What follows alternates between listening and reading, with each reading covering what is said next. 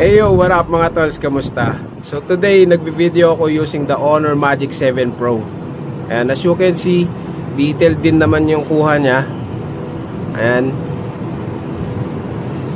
Bale, we are recording at 4K resolution, 60 frames per second. Ayun yung balakubak ko, nakikita po. Ayan, for me, pasado naman siya. Realistic din talaga, and yung color grading is okay.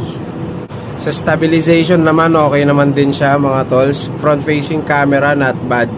So this is the native app. Kapag ginamit natin yung TikTok app, okay din naman siya. Yun nga lang, mawawala yung stabilization. Alright. So tingnan natin after natin ma-upload kung okay ba to o hindi. Kung sa tingin nyo okay yung quality nitong Honor Magic 7 Pro natin, mag-comment kayo dyan sa baba. Kung hindi naman, scroll up na lang kayo.